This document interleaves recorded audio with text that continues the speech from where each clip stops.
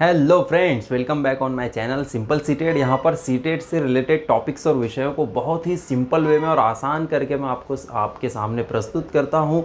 English language and pedagogy हमारा ये विषय शुरू है, यानी अंग्रेज़ी भाषा और शिक्षा शास्त्र। हमने इससे पहले बहुत सारे टॉपिक्स को जो कि इंग्लिश लैंग्वेज एंड पेडागोजी से रिलेटेड है उन्हें कंप्लीट किया है, जिन पर क्वेश्चंस भर भर के पूछे जाते हैं। ऐसे टॉपिक्स को भी पढ़ा है और आज हम जो चीज़ पढ़ेंगे तो वो है ग्रामर। ग्रामर को भी समझेंगे, इसी तरह से ग्रामर क्या है और सीटेट में रह कर के बात करेंगे सीटेट के एग्ज़ाम के बारे में, यानी कि किस तरह के क्वेश्चंस ग्रामर पर पूछे जाते हैं वो भी देखेंगे। वीडियो के लास्ट में हम बहुत सारे एमसीक्यूज़ भी सॉल्व करेंगे। ज़्यादा लंबा वीडियो, ज़्यादा बड़ा वीडियो नहीं होने वाला है, बल्कि छोटा सा टॉपिक है लेकिन बहुत इंपॉर्टेंट है। एक दो प्रश्न इसके ऊपर पूछे जाते हैं, तो सिर्फ ये वीडियो देख लोगे तो एक दो प्रश्न जो पूछे जाते हैं सीटेट में ग्रामर पे रह करके, व्हाट इज़ ग्रामर, ग्रामर के पढ़ाने के मेथड्स क्या क्या है, बहुत पॉपुलर मेथड कौन सा है, वो सारी चीज़ें हम यहाँ पर डिस्कस कर लेंगे। तो चलिए शुरू करते हैं। सबसे पहले हम यहाँ पर समझेंगे ग्रामर क्या होता है, व्हाट इज़ ए ग्रामर। तो जिस तरह से हम मेकअप करके ब्यूटीफुल हो जाते हैं, हैंडसम हो जाते हैं, या तो फिर हम जूतों को पॉलिश कर लेते हैं, या हमारी चीज़ों को हम रिपेयर करके पहले से बेहतर करने की कोशिश करते हैं, जिस तरह मैंने ये कुछ एग्जांपल्स आपके सामने प्रस्तुत किया हूँ, ग्रामर भी लैंग्वेज को उसी तरह से पॉलिश करता है। जी हाँ, अभी हम यहाँ पर देखते हैं I.A. गॉर्डन ने क्या कहा है। I.A. गॉर्डन एक व्यक्ति है जिन्होंने ग्रामर के बारे में बहुत ही बढ़िया बात कही है। उनकी बात को समझने से पहले हम यहाँ पर एक कार बना लेते हैं एंड सपोज कि ये एक व्हीकल है, और ये व्हीकल है और ये जो है इधर इसका ये मशीन है। जस्ट अज्यूम कि ये उसका मशीन है। तो जिस तरह से अगर हम ये मानकर चले कि language is a vehicle of thoughts and feelings, then grammar is the machine through which the vehicle is moving. तो अगर ये एक व्हीकल आपका एक भाषा का व्हीकल है जो थॉट्स एंड फीलिंग्स को कन्वे करने में सहायता करती है, जो लैंग्वेज एक माध्यम है, मीडियम ऑफ कम्युनिकेशन है, तो वो अगर एक व्हीकल है तो उसका मशीन ये ग्रामर है। यानी कि ग्रामर कितना ज़्यादा इंपॉर्टेंट है आप ये समझिए, क्योंकि अगर आप कार से या किसी भी व्हीकल से उसका मशीन निकाल लेते हो तो ये ऐसी बात है जैसे आपने उसका हार्ट निकाल लिया, उसका दिल आपने निकाल लिया है, राइट। तो ग्रामर इतना ज़्यादा इंपॉर्टेंट है। I.A. गॉर्डन ने ऐसा कहा है। I.A. गॉर्डन ने क्या कहा है कि ग्रामर अगर एक व्हीकल अगर लैंग्वेज एक व्हीकल है जो थॉट्स एंड फीलिंग्स को कन्वे करने का काम करता है, तो उसका मशीन ग्रामर है, राइट। ये चीज़ समझने के बाद में हम देखते हैं ग्रामर का इम्पोर्टेंस क्या है, इसका एम्स क्या है, बच्चों को क्यों पढ़ाना चाहिए। तो देखिए, जिस तरह से हमारा एक सब्जेक्ट होता है मैथ्स या मैथमेटिक्स आप इसे कहते हो, तो ये लगता तो थोड़ा सा बोरिंग है, लेकिन जब एक बच्चा इसके ऊपर प्रभुत्व हासिल कर लेता है या इसको जब मैथ्स समझ में आने लग जाता है तो उसके अंदर एक कॉन्फिडेंस बिल्ड होता है। उसकी थिंकिंग है, रीजनिंग है, प्रॉब्लम सॉल्विंग है, साइंटिफिक एटीट्यूड है, ये सारी चीज़ें उसके अंदर डेवलप होने लग जाती है। तो ये इस विषय का प्रभाव होता है। उसी तरह से ग्रामर का भी प्रभाव होता है कि लैंग्वेज से तो हमको बहुत सारी चीज़ें सीखने को मिलती है, हमें एक्सप्रेशन करना आ जाता है, थॉट्स एंड फीलिंग्स को हम एक्सप्रेस कर पाते हैं, हमारे विचारों का आदान प्रदान और अभिवृत्ति हम कर पाते हैं। लेकिन अगर बच्चों को ग्रामर समझ में आने लग जाता है तो जिस तरह से मैथ्स से उनके अंदर बहुत सारे कॉग्निटिव कैपेबिलिटीज़ पैदा हो रही थी या मेंटल एबिलिटीज़ पैदा हो रही थी, उसी तरह से ग्रामर की वजह से भी उनके अंदर थिंकिंग, रीजनिंग, लॉजिकल थिंकिंग और प्रॉब्लम सॉल्विंग, ये सारी चीज़ें उनके अंदर धीरे धीरे विकसित होने लग जाती है। यानी अगर शॉर्ट में हम कहें तो उनका जो संज्ञानात्मक विकास है वो बेहतर ढंग से होता है। क्यों? क्योंकि वो बेहतर ढंग से सोच पाते हैं, क्योंकि वो अपनी बात को अच्छी तरह से प्रस्तुत कर पाते हैं। किसकी वजह से? ग्रामर की वजह से। एक बच्चा है, मान लो अगर वो राइटिंग कर रहा है, अगर वो लिख रहा है, अगर उसके लिखने में मिस्टेक होंगी तो उससे क्या होता है कि उसका जो लेवल ऑफ कॉन्फिडेंस है वो थोड़ा सा लो हो जाता है। और एक दूसरा बच्चा है जो लिख रहा है, जो गलती नहीं कर रहा है। क्यों गलती नहीं कर रहा है?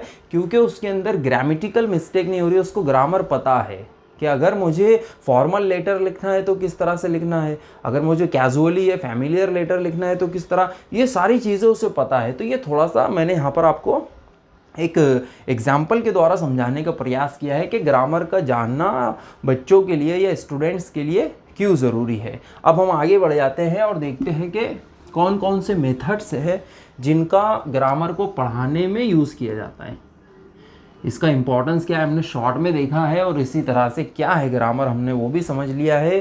पॉलिश और मेकअप करने का काम करता है ग्रामर लैंग्वेज को। अब मेथड्स कौन कौन से, तो देखिए सबसे पहला एक मेथड है जो कि बहुत ज़्यादा प्रचलित है या बहुत ज़्यादा फेमस है, जिसे हम ट्रेडिशनल मेथड कहते हैं। ये एल है, ट्रेडिशनल मेथड है, जिसे ग्रामर ट्रांसलेशन मेथड भी कहा जाता है, यानी कि व्याकरण के अनुवाद का तरीका आप शायद इसे बोल सकते हो। इसमें क्या है कि बहुत ज़्यादा ट्रांसलेशन किया जाता है, बहुत ज़्यादा जो है उसका अनुवाद किया जाता है, ट्रांसलेशन किया जाता है, और ये बहुत ही ओल्ड मेथड है। अगर सिंपली आपसे पूछ ले कि सबसे ज़्यादा ओल्ड मेथड कौन सा है जो कि इंग्लिश की टीचिंग में और स्पेशली ग्रामर पढ़ाने में यूज़ किया जाता है, तो वो है ट्रेडिशनल मेथड या ग्रामर ट्रांसलेशन मेथड। अब ग्रामर ट्रांसलेशन मेथड में क्या होता है कि बच्चों को सबसे पहले रूल्स बताया जाता है, और रूल्स बताने के बाद में उसके फिर एग्जाम्पल्स बच्चों को दी जाती है। जैसे फॉर एग्जाम्पल आपने सबसे पहले उनको बता दिया है कि the name of the place, person और थिंग इज कॉल्ड नाउन। ये नाउन क्या है, तो चीज़ और जगह के नाम को बताने वाला शब्द नाउन कहलाता है। अब नाउन के आपने कुछ एग्जाम्पल बता दिया, जैसे ताजमहल है, पेन है, डस्टर है, एक्सेट्रा एक्सेट्रा, कुछ चीज़ें आपने बताई। तो यहाँ पर क्या हुआ कि पहले आपने रूल बताया, फिर उसके बाद में एग्जाम्पल बताया। तो इसे हम डिडक्टिव मेथड भी बोल सकते हैं, यानी निगमन। जिस दो मेथड्स होते हैं, इंडक्टिव को आगे हम पढ़ेंगे, इंडक्टिव और डिडक्टिव होता है, तो ये डिडक्टिव मेथड है, यानी पहले रूल्स बताए जा रहे हैं या डेफिनेशन बच्चों को बताई जा रही है, फिर उसके कुछ एग्जाम्पल्स या उदाहरण बच्चों को दिए जाते हैं। तो ये ट्रेडिशनल मेथड है, बहुत ही ओल्ड मेथड है, और एक तरह से हम देखें तो ये टीचर सेंटर्ड ज़्यादा है और चाइल्ड सेंटर्ड ये कम है। तो ये हुआ ट्रेडिशनल मेथड या ग्रामर ट्रांसलेशन मेथड की बात हुई। उसके बाद में एक मेथड है जो बहुत ही ज़्यादा यूज़ होता है, वो भी उसे हम कहते हैं इनफॉर्मल मेथड। क्या कहते हैं? इनफॉर्मल। तो हमने ट्रेडिशनल मेथड समझ लिया है, दूसरा होता है आपका इनफॉर्मल मेथड। तो जैसे कि नाम से ही समझ में आ रहा है, इनफॉर्मल मेथड, इसमें क्या किया जाता है कि बच्चों को जो आपका ये ग्रामर है, तो ग्रामर को इनफॉर्मली बताया जाता है। यानी क्या हो रहा है कि टेक्स्ट बुक, मान लो एक बच्चा है, आप उसे उसकी जो टेक्स्ट बुक है, जो भी वो क्लास में है, जो भी कक्षा उसकी, तो वो उसको बताई जा रही है, और साथ साथ में टॉपिक के साथ में उसको जो है इनफॉर्मली ग्रामर से इंट्रोड्यूस किया जा रहा है। जैसे आप कोई स्टोरी आप पढ़ा रहे हो और उसमें कुछ पैसिव वॉइस के सेंटेंसेस ज़्यादा है, जैसे सपोज, तो वहाँ पर आपने क्या किया कि स्टोरी समझाते समझाते बीच में उसको एक्टिव वॉइस और पैसिव वॉइस थोड़ा सा समझा दिया। तो इससे क्या हुआ कि उसको वॉइसेस या एक्टिव और पैसिव वॉइस समझ में आ गया, और अपना जो चैप्टर है, जो स्टोरी है, वो भी उसने समझ लिया। इसी तरह से इनफॉर्मल मेथड में क्या किया जाता है कि रूल्स को डायरेक्टली इंट्रोड्यूस नहीं किया जाता है, बल्कि रूल्स या उसके जो रेगुलेशंस है वो सब ना बताते हुए उसके यूजेज पर ज़्यादा फोकस किया जाता है। यूजेज पर ज़्यादा फोकस किया जाता है कि जैसे नाउन की अगर हम एक बार फिर से यहाँ पर समझने के लिए उदाहरण ले, तो नाउन, उसको डायरेक्टली नाउन क्या है वो नहीं बताया जाएगा कि प्लेस और पर्सन और थिंग के नाम को नाउन कह रहे हैं, ऐसा ना बताते हुए उसका यूजेज बताएंगे। सेंटेंस में वो किस तरह से यूज़ होता है, कहाँ पर उसका यूज़ किया जाता है, और अलग अलग टेंसेस हम बोलते हैं उसमें, यानी कि यूजेज की हम बात करेंगे कि नाउन कब कहाँ कैसे यूज़ किया जाएगा। फिर उसके बाद में आप चाहे तो रूल्स बता सकते हो। तो ये हो गया इनफॉर्मल मेथड, यानी सिंपली हम इसे कहेंगे कि इनफॉर्मली आप ग्रामर को इंट्रोड्यूस करते हो इनफॉर्मल मेथड में, राइट। उसके बाद में एक मेथड होता है जो बहुत ही ज़्यादा ये भी फेमस है, इंडक्टिव डिडक्टिव मेथड। तो हम यहाँ पर सिर्फ इंडक्टिव लिखेंगे क्योंकि डिडक्टिव मेथड की हमने ऑलरेडी बात कर ली है, जिसे हम ट्रेडिशनल मेथड भी कहते हैं, जो सबसे ज़्यादा ओल्डेस्ट है, पुराना है। इंडक्टिव मेथड में क्या किया जाता है कि सबसे पहले बच्चों को एग्जाम्पल्स दी जाती है, उदाहरण दिए जाते हैं, जैसे pen, duster, mobile, fan, etcetera etcetera, ये सारी चीज़ें हैं, और इन सारी चीज़ों को बताने वाला जो शब्द है तो हम उसे कहेंगे नाउन। तो आपने क्या किया, एग्जाम्पल्स से बच्चों को रूल्स की तरफ लेकर गए, यानी इंडक्शन मेथड आपने यूज़ किया है, आगमन इसे कह सकते हैं। तो ये ग्रामर पढ़ाने के लिए सबसे ज़्यादा यूज़ होने वाला, आज सबसे ज़्यादा यूज़ होने वाला मेथड है, और सबसे ज़्यादा बेस्ट मेथड भी इसे माना जाता है, इंडक्टिव मेथड को, जिसके अंदर आपने सबसे पहले एग्जाम्पल्स या उदाहरण बताया है, फिर उसके बाद में बच्चों को रूल्स की तरफ लेकर गए हो। तो ये बहुत हद तक चाइल्ड सेंटर्ड भी है, बच्चों को महत्व दिया जा रहा है, बच्चों की डेली लाइफ से कुछ एग्जाम्पल्स ली जाती है और फिर उनको रूल्स की तरफ लाया जाता है कि ये सारी चीज़ें जो आपने बच्चों अभी बताई तो ये हो गई नाउन की कुछ उदाहरण या कुछ एग्जाम्पल्स। तो इस तरह से इंडक्टिव मेथड हमने देखा है, ये तीसरा नंबर है ये। और चौथा जो यहाँ पर मेथड है जो ग्रामर को पढ़ाने में यूज़ किया जाता है तो उसे इंसिडेंटल मेथड भी कहा जाता है। इंसिडेंटल मेथड को आप रिफरेंस मेथड भी कह सकते हो, रिफरेंस मेथड भी कह सकते हैं, या कोरिलेटिव मेथड भी इसे कहा जाता है, कोरिलेटिव मेथड, राइट। ये आई है। इसमें क्या किया जाता है, देखिए रेफरेंस और कोरिलेशन से आप इसे समझ सकते हो कि जो भी टॉपिक आप उसको पढ़ा रहे हो बच्चे को, तो उसको ग्रामर के साथ में रिलेट करके बताना, रिलेशन उसका बता देना। यानी इसमें भी ग्रामर को डायरेक्टली नहीं पढ़ाया जाता और इंसिडेंटली पढ़ाया जाता है। इंसिडेंट जैसे कभी कभी कैसे कुछ हमें पता भी नहीं होता और कुछ इंसिडेंट हमारे साथ में हो जाता है, तो बच्चों के साथ में भी ग्रामर को ऐसे ही इंट्रोड्यूस किया जा रहा है। मतलब अचानक एक इंसिडेंटल उसको बता दिया गया है कि नाउन क्या है, मतलब उसकी तैयारी नहीं थी, उसको भी पता नहीं था, एक सरप्राइज आप इसे बोल सकते हो, राइट। तो इंसिडेंटल, अब इसमें सिचुएशंस का भी टीचर यूज़ करता है, जैसे पोस्ट ऑफिस की सिचुएशन, मार्केट की सिचुएशन, क्लासरूम की सिचुएशन, फैमिली के साथ में, फ्रेंड्स के साथ में एक सिचुएशन है, उस सिचुएशन में कौन से सेंटेंसेस बोले जा रहे हैं, उनका स्ट्रक्चर क्या है। तो आपने उनको स्ट्रक्चर की तरफ लेकर के आ गया, फिर वो स्ट्रक्चर के बाद में थोड़े जो ग्रामेटिकल रूल्स है, जो भी सिचुएशन आप बता रहे हो उसके जो सेंटेंसेस है उसमें जो ग्रामेटिकल रूल्स का यूज़ किया जाएगा वो सारी चीज़ें आ गई। यानी आपने रेफरेंस का और रिलेशन का यहाँ पर यूज़ किया है, तो इसे हम कहेंगे इंसिडेंटल मेथड। तो देखिए ग्रामर को टीचिंग करने के 4 मेथड्स हैं जिनको हमने यहाँ पर समझा है। सबसे पहला है ट्रेडिशनल मेथड, जिसे ग्रामर ट्रांसलेशन मेथड भी कहा जाता है। फिर उसके बाद में हमने देखा इनफॉर्मल मेथड हमने देखा है, फिर उसके बाद में हमने इंडक्टिव मेथड देखा है, और लास्ट में हमने यहाँ पर अभी जो देखा है वो है इंसिडेंटल मेथड। तो ये 4 मेथड्स है जो कि ग्रामर को टीच करने में या पढ़ाने में इनका बहुत ही ज़्यादा यूज़ किया जाता है। इसी तरह मैंने आपको ये भी बताया हूँ कि ग्रामर समझने से या ग्रामर को पढ़ने पढ़ाने से, अध्ययन अध्यापन करने से बच्चों का बहुत ही अच्छी तरह से विकास होता है। थिंकिंग एक अच्छी होती है जिसे कहेंगे, क्योंकि एक करेक्टनेस आता है जब आपकी चीज़ें करेक्ट है, आपके पास में जो नॉलेज है, जो ज्ञान है, जो भी बात आप प्रस्तुत कर रहे हो, चाहे लिखित रूप में हो, रिटन फॉर्म में हो, स्क्रिप्ट हो, चाहे आप खड़े होकर के बैठ करके किसी भी पोजीशन में बोल रहे हो, यानी आप स्पीकिंग कर रहे हो, अगर उसमें मिस्टेक्स नहीं है तो एक कॉन्फिडेंस बिल्ड होता है, एक क्रिएटिव थिंकिंग आती है, एक प्रोडक्टिव स्किल है। ये ग्रामर को सीखना सिखाना भी एक प्रोडक्शन का काम कर रहा है, प्रोडक्टिव स्किल है, राइट। और बच्चों के अंदर एक लॉजिकल थिंकिंग आ रही है और लैंग्वेज को लेकर के एक साइंटिफिक एस्पेक्ट पैदा होता है या क्रिएट होता है। तो ये हुई ग्रामर से रिलेटेड कुछ बातें हमने यहाँ पर कर ली है।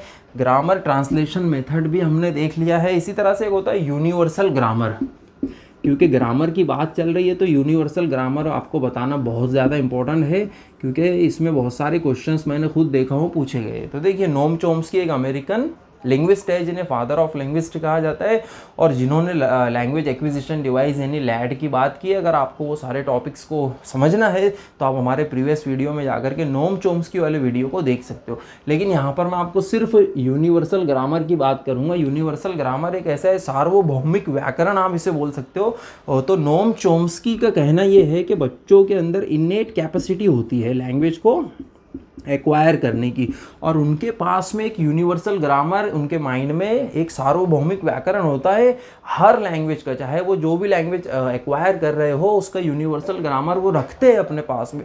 सिर्फ उन्हें ज़रूरत होती है तो कुछ वोकैबुलरी की ज़रूरत होती है, यानी वो लैंग्वेज को यूज़ कर सकता है एक बच्चा जो है। तो नोम चॉम्स्की ये भी कंस्ट्रक्टिविस्ट साइकोलॉजिस्ट है, मतलब बच्चे को बहुत ज़्यादा इम्पोर्टेंस वो देते हैं। तो यूनिवर्सल ग्रामर की यहाँ पर बात हो गई है। ग्रामर से रिलेटेड एक और चीज़ है जो मैं आपको ये बता दूंगा, फिर उसके बाद इस वीडियो को हम यहाँ पर एंड करेंगे और कुछ MCQs को हम सॉल्व करेंगे।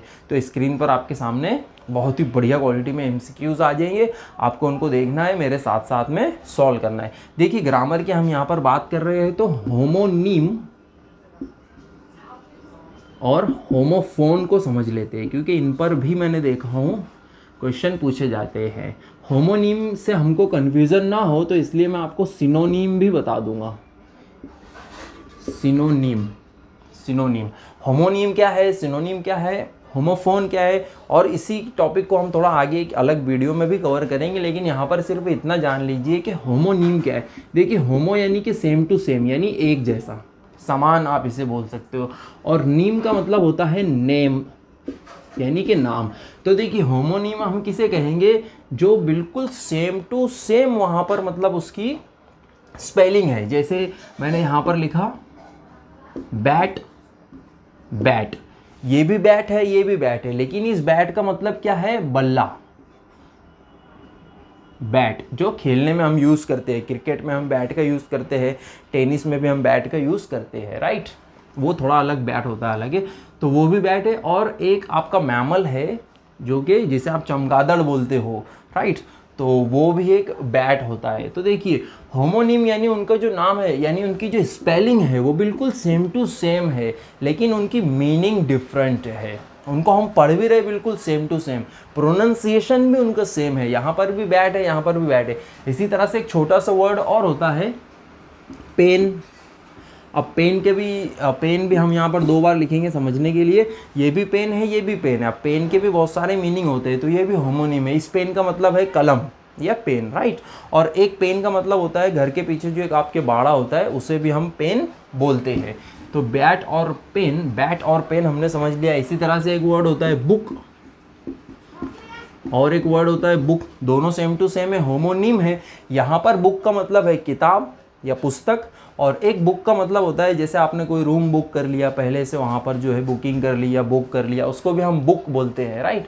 तो BOO के बुक, ये भी होमोनिम है। मैंने आपको यहाँ पर समझा दिया, होमो यानी सेम टू सेम, निम ये नेम से बना है, या इसका मतलब होता है नेम, यानी बिल्कुल सेम टू सेम उनका नेम है, यानी उनकी स्पेलिंग भी सेम है, उनका प्रोनाउंसिएशन भी सेम है, लेकिन उनका जो मीनिंग है वो डिफरेंट है। तो आई होप कि आपको होमोनिम समझ में आ गया है। सिनोनिम क्या होता है, सिनोनिम ये होता है कि जिनका अर्थ सेम टू सेम हो, जो लिखने में सेम नहीं होते हैं, जिनका प्रोनाउंसिएशन सेम नहीं होता है। अब हम देख लेते हैं होमोफोन क्या है। तो होमोफोन ऐसा होता है कि इनकी जो आवाज़ है, देखिए होमो यानी same to same, right, equal, या और फोन यानी कि आवाज़ से जुड़ी हुई कुछ चीज़ है, तो उसे हम ध्वनि से जुड़ी हुई चीज़ बोल सकते हैं। फ़ोन की जहाँ पर भी बात हुई तो वो, यानी इनकी जो आवाज़ है वो बिल्कुल सेम टू सेम है, लेकिन इनकी स्पेलिंग थोड़ी सी डिफरेंट हो सकती है। जैसे ये हमने लिखा है यहाँ पर बियर, और ये हमने लिखा बियर, राइट। तो इसे आप देखिए, या तो फिर ये मैंने लिखा यहाँ पर ATE, यानी खा लिया, ईट का सेकेंड फॉर्म होता है पास्ट टेंस में, और एक 8 ये है, यानी 8। तो इसे भी हम 8 पढ़ेंगे, इसे भी हम 8 पढ़ेंगे, इसे भी हम बियर बोलेंगे, इसे भी बियर बोलेंगे। तो ये है, या तो फिर ये जो है ये भी बियर है, राइट। तो ये देखिए लिखने में यानी कि इनका जो प्रोनाउंसिएशन है भले ही सेम है, यानी आवाज़ जो है वो सेम है, लेकिन इनकी जो स्पेलिंग है वो डिफरेंट है। तो ये हुआ होमोफोन, और इनके जो मीनिंग है वो भी डिफरेंट होता है। मीनिंग आपका जब सेम हो जाता है तो उसे हम सिनोनिम कहते हैं, यह आपको याद रखना है। बाकी होमोनिम और होमोफोन के जो मीनिंग है वो डिफरेंट होता है। आई होप कि आपको होमोनिम और होमोफोन समझ में आ गया है। ये थोड़ा सा एक्स्ट्रा इनपुट था यहाँ पर आपको समझाने के लिए।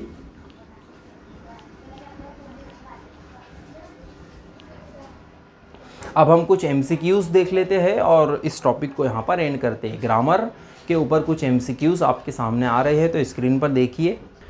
तो चलिए अब हम MCQs देख लेते हैं। सबसे पहला क्वेश्चन हमारे सामने है, इन टीचिंग ग्रामर, यानी ग्रामर का अध्यापन करने में the teacher should not focus on error correction because, तो टीचर ने बच्चों की जो गलती है या जो एरर है तो उसको ज़्यादा करेक्शन पर ध्यान नहीं देना चाहिए। क्यों? क्योंकि it helps in developing communication skill, तो बच्चों की बातचीत करने की क्षमता इससे विकसित होती है।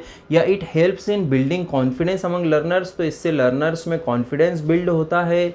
या तो फिर ऑल ऑफ द एबो यानी दोनों, बोथ ऑफ द एबो, या तो फिर नन ऑफ द एबो यानी कि दोनों नहीं। तो देखिए बहुत ही सिंपल सरल क्वेश्चन है, इसका जो आंसर है तो वो होना चाहिए ऑल ऑफ द एबो। अगर आप बच्चों की गलती बार बार नहीं निकालते हो तो उनमें कॉन्फिडेंस कॉन्फिडेंस भी बिल्ड होता है और उनकी कम्युनिकेशन स्किल भी बेहतर होती है। नेक्स्ट क्वेश्चन हम देख लेते हैं। नेक्स्ट क्वेश्चन है grammar is practical analysis of dash dash. Grammar एक एनालिसिस है, एक विश्लेषण है किस चीज़ का, लैंग्वेज का, लिटरेचर का, लैंग्वेज स्किल्स का, भाषाई कौशल का, या तो फिर ऑल ऑफ द अबव। तो देखिए language is simply analysis of language, sorry grammar is practical analysis of language.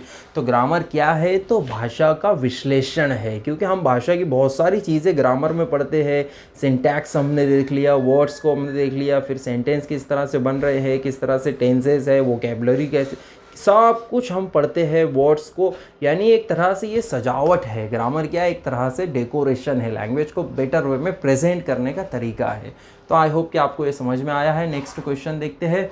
One of the objectives of teaching English grammar refers to. तो भाषा को पढ़ाने के बहुत सारे उद्देश्य है, तो उसमें से एक उद्देश्य है या उसका एक ऑब्जेक्टिव या एम है जो कि इशारा करता है किसकी तरफ, increase our power of memorising, यानी हमारी याद करने की क्षमता को बढ़ाता है, या तो फिर increase our originality of ideas, हमारे आइडियाज़ के ओरिजिनलपन को बढ़ाता है, या develop the ability to express ideas logically and correctly in speech and writing. तो बोलने में और लिखने में आइडियाज़ को अच्छी तरह से करेक्ट वे में और सही तरह से व्यक्त करने में हमारी सहायता करता है, या तो फिर नन ऑफ द अबव, या इनमें से कुछ नहीं। तो देखिए लैंग्वेज जो है उसका सबसे मेन जो इंग्लिश ग्रामर को पढ़ाने का सबसे मेन ऑब्जेक्टिव है, तो वो आपकी स्पीच और राइटिंग को भी करेक्ट करना होता है, और इसी से फिर लर्नर में कॉन्फिडेंस बिल्ड होता है, राइट। अब नेक्स्ट क्वेश्चन देखते हैं। विच of the following statement is true in the context of grammar. तो ग्रामर को लेकर के कौन सी स्टेटमेंट बिल्कुल सही है। सबसे पहला है grammar provides a set of rules that should be followed. Grammar एक रूल्स को प्रोवाइड करता है, रूल्स इसमें होते हैं जिनको फॉलो किया जाना चाहिए। या grammar has no role in the learning of a foreign language. Foreign language को सिखाने में ग्रामर का कोई रोल ही नहीं है। तो देखिए ये एक्सट्रीम स्टेटमेंट है, और हमको एक्सट्रीम स्टेटमेंट को सिलेक्ट करते आना चाहिए और उसको बाहर करते आना चाहिए, एलिमिनेट करते आना चाहिए। उसके बाद है knowledge of grammar helps with fluency in speech. तो फ्लुएंसी आती है, एक तरह की रवानी आती है। जब आप ग्रामर बोल रहे होते हो तो उससे स्पीकिंग में फ्लुएंसी आती है। देखिए आपको यहाँ पर दो चीज़ें याद रखना है, एक एक्यूरेसी और एक फ्लुएंसी। तो आपकी राइटिंग में एक्यूरेसी आती है और बोलने में यानी स्पीकिंग में फ्लुएंसी आती है, राइट। आपको सिर्फ ये चीज़ समझना है कि स्पीकिंग की अगर बात हो रही है तो वहाँ पर फ्लुएंसी आती है, और अगर राइटिंग की बात हो रही है तो उसमें एक्यूरेसी आती है। तो उसके बाद चौथा ऑप्शन है grammar is the system of language which helps in polishing और स्पीकिंग एंड राइटिंग स्किल्स। देखिए मैंने पढ़ाते टाइम पर भी आपको बोला था कि हमारी पूरी लैंग्वेज को ये पॉलिश करके रख देता है, यानी उसको और बेटर वे में मेकअप करके पेश करता है, प्रस्तुत करता है। तो ये चौथा ऑप्शन हमारा करेक्ट हो जाता है। Language is a system of grammar is a system of language which helps in polishing और स्पीकिंग एंड राइटिंग स्किल्स। तो यहाँ पर क्वेश्चन था which of the following statements is true in the context of grammar. तो वो है grammar is a system of language which helps in polishing और speaking and writing skills.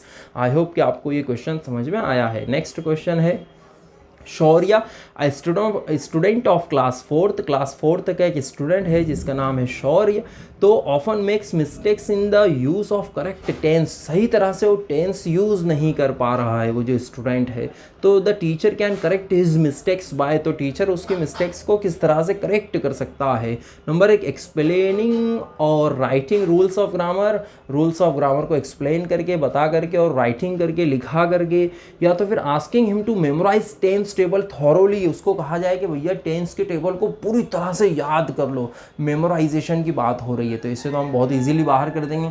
उसके बाद है by giving real life situations और examples where one can use correct tense. तो उसको रियल लाइफ उसकी जो है या किसी की भी रियल लाइफ से उठा करके एग्जांपल्स दिए जाए ताकि उसको अच्छी तरह से वो कनेक्ट कर पाए, उसको जोड़ करके वो समझ पाए। तो ये तो बहुत बेस्ट ऑप्शन है, लेकिन चौथा ऑप्शन भी हमको देखना पड़ेगा। By asking Shaurya to write tense table 10 times in notebook. तो उसको अपनी बुक के अंदर, नोटबुक के अंदर 10 बार टेंस का टेबल लिखने के लिए दे दिया जाए, जाओ इसे 10 बार लिख करके लाओ। तो ये तो एक फरमान जारी कर दिया गया है। तो तीसरा ऑप्शन गलत है, चौथा ऑप्शन गलत है। तीसरा ऑप्शन बिल्कुल सही है। By giving real life situations और examples where one can use correct tense. जैसे कि एनसीएफ भी बोल रहा है कि भैया क्लासरूम को बाहर की दुनिया के साथ जोड़ो, कनेक्ट करो। National curriculum framework 2005। Next question है who formulated the theory of universal grammar. हमने इसको भी पढ़ा है, यूनिवर्सल ग्रामर को नोम चोम्स्की ने प्रस्तुत किया है। हर बच्चे के पास में अपना एक यूनिवर्सल ग्रामर का एक स्ट्रक्चर होता है माइंड में, सिर्फ ज़रूरत होती है तो वोकैबुलरी की या शब्द भंडार की। नेक्स्ट क्वेश्चन देखते हैं, विच of the following is actually A merit of teaching grammar. Teaching grammar पढ़ाने का फ़ायदा क्या है बताइए। हेल्प्स इन स्पीकिंग फ्लुएंटली, बोलने में एक फ्लुएंसी आती है, या तो फिर emphasises only records of language, language को रिकॉर्ड करने के अंदर एक जोर दिया जाता है, या helps in the development of language skills, language skills को डेवलप करने में इससे सहायता मिलती है, या रिक्वायर्स प्रैक्टिस, इसमें आपको प्रैक्टिस की अभ्यास की ज़रूरत होती है। तो देखिए इसका आंसर होना चाहिए helps in the development of language skills, right. Language ऊपर के जो पहला ऑप्शन है वो भी सही है, लेकिन तीसरे ऑप्शन में तो सारे स्किल्स की बात हो रही है ना, तो ये ज़्यादा करेक्ट है। उसके बाद next question, a child studying in class second says, एक बच्चा है जो दूसरी कक्षा में पढ़ता है और वो बोल रहा है या बोलता है कि आई राइटेड, देखिए उसने यहाँ पर थोड़ी सी मिस्टेक की है, आई रोट उसने बोलना चाहिए था, तो राइट का सेकंड फॉर्म उसने राइटेड कहा है। अब ऐसे में हम क्या करेंगे, the latter it indicates that the child, तो यहाँ पर बच्चा किस सिचुएशन में है हमको समझना है कि यार उसने आई राइटेड लिख दिया, तो अब वो किस सिचुएशन से गुजर रहा है। बहुत ही अच्छा ये क्वेश्चन है, तो देखते हैं। Number 1, does not know grammar rules at all, यानी हम इससे ये निर्णय ले सकते हैं क्या कि भैया बच्चे को ग्रामर के कोई रूल्स पता ही नहीं है। या तो फिर should memorise to correct the sentence, उसको अब याद करना होगा कि सेंटेंस को करेक्ट किस तरह से किया जाए, तो उसको याद करने के लिए कहा जा रहा है, तो ये तो बिल्कुल गलत है। या has over generalised rules for making past tense verb, तो उसने क्या किया है कि पास्ट टेंस बनाने का जो तरीका है या जो मेथड है तो उसको जनरलाइज कर दिया है। सबके आगे उसको बताया गया है कि बेटा ईडी लगाने से सेकंड फॉर्म बन जाता है, जैसे उसने और यहाँ पर उसको कहा गया आस्क, उसका सेकंड फॉर्म हो गया आस्क्ड, तो उसने उसी को यहाँ पर अप्लाई कर दिया है, तो जनरलाइज कर दिया उसने, थोड़ा ज़्यादा उसको जनरलाइज कर दिया है, तो ये ऑप्शन सही है। लेकिन चौथा भी देख लेते हैं, is careless and needs good training in using, तो अब हम ये उससे कैसे बोल सकते हैं कि अगर वो वर्ब का सेकंड फॉर्म बराबर यूज़ नहीं कर रहा है तो वो केयरलेस है, वो ध्यान नहीं देता है और उसको बहुत ट्रेनिंग की, गुड ट्रेनिंग की ज़रूरत है ग्रामर में, तो ये भी गलत हो जाता है। हम बच्चों को ऐसे ब्लेम नहीं कर सकते हैं, उसकी किसी गलती की वजह से उसको ह्यूमिलिएट भी नहीं किया जा सकता है। तो has over generalise the rules for making past tense verb, ये ज़्यादा सही है। तो आई होप कि आपको एमसीक्यूज सॉल्व करने में मज़ा आ रहा है। चलिए आगे बढ़ते हैं। Next question, when young learners are taught to improve their spelling and punctuation, आप छोटे छोटे लर्नर्स को पंक्चुएशन और स्पेलिंग करेक्ट करवा रहे हो तो इससे क्या होता है कि इन्हांस देयर फ्लुएंसी, उनकी एक फ्लुएंसी बेहतर होती है, या नर्चर देयर क्रिएटिविटी, उनकी क्रिएटिविटी उनके अंदर अच्छी तरह से होती है, या शार्पन देयर लिसनिंग स्किल्स, उनकी जो श्रवण क्षमता है या सुनने की क्षमता है वो भी बेहतर होती है, या इम्प्रूव देयर एक्यूरेसी, उनके अंदर जो एक्यूरेसी है, जो राइटिंग से रिलेटेड चीज़ है तो वो बेहतर होती है। तो आप उनको क्या बता रहे हो, स्पेलिंग एंड पंक्चुएशन, देखिए यहाँ पर ध्यान दीजिए, स्पेलिंग एंड पंक्चुएशन आप उनको बता रहे हो, राइट। तो इससे क्या उनकी सही होंगी, फ्लुएंसी आएगी, क्रिएटिविटी आती है, या लिसनिंग स्किल तो बिल्कुल नहीं आने वाली है, या इम्प्रूव देयर एक्यूरेसी। तो देखिए इम्प्रूव देयर एक्यूरेसी ये ज़्यादा सही है, क्योंकि स्पेलिंग और पंक्चुएशन की बात हो रही है, यानी ये थोड़ा सा राइटिंग से भी रिलेटेड हो जाता है। आई होप कि आप समझ पाए हो। नेक्स्ट क्वेश्चन है, थोड़ा बड़ा क्वेश्चन है, सॉल्व करते हैं। The students make mistakes while playing a grammar game, बच्चे ग्रामर गेम खेल रहे हैं और उसमें कुछ मिस्टेक उनसे हो रही है, कुछ गलती हो रही है, तो द टीचर शुड, तो ऐसे में टीचर ने क्या करना चाहिए, call aside the erring student and offer some guidance, तो जो गलती करने वाले बच्चे उनको अलग कर दो और फिर उनको गाइडेंस करो। देखिए जब आप गलती करने वाले बच्चों को अलग करते हो ना, तो जब वो अच्छे बच्चों से अलग हो जाते हैं तो उनमें एक अलग ही टेंडेंसी आती है और एक आत्मविश्वास या मनोबल भी कम होता है। फिर जिनका सही आता है कभी कभी वो चिढ़ाते भी है बच्चों को, ऐसा भी होता है, लाइव हमें देखने को मिलता है। तो ऐसा नहीं करना चाहिए हमने। फिर क्या करना चाहिए, दूसरा ऑप्शन देखते हैं, call aside the student incharge in the group and instruct him और her to guide the students, तो जो ग्रुप का इंचार्ज है उनके, तो उसको अलग किया जाए और उसको बताया कि जाए देख बेटा तेरे ग्रुप में ऐसा ऐसी गलती हो रही है तो उसको सही करो। उसके बाद तीसरा ऑप्शन है, quietly note down the mistakes and hold a remedial class for the erring students या एररिंग स्टूडेंट्स, तो खामोशी से आप उनकी गलतियों को नोट कर रहे हो और गलती करने वाले बच्चों को एक रेमेडियल क्लास आप बता रहे हो, यानी उनकी जो गलती है उसको दूर भगाने के लिए जिस तरह डॉक्टर रेमेडीज़ करता है तो उसी तरह आप रेमेडियल टीचिंग कर रहे हो, लेकिन किन के लिए, सिर्फ वो जो गलती कर रहे हैं उनको अलग से लेकर के, राइट। ये तीसरा ऑप्शन कहता है। और चौथा ऑप्शन कहता है कि quietly note down the mistakes, खामोशी से गलती को नोट करो, जो कि तीसरे ऑप्शन में भी कहा गया है। लेकिन क्या कहा है आगे, and discuss them with the class after the activity, activity को पूरा हो जाने के बाद में उसको आप क्लास के साथ डिस्कस कर रहे हो, यानी गलती करने वाले बच्चों को अलग करके उनका मनोबल कम नहीं किया जा रहा है। तो चौथा ऑप्शन यहाँ पर सबसे ज़्यादा सही है। आई होप कि आप इसे समझ पाए हो।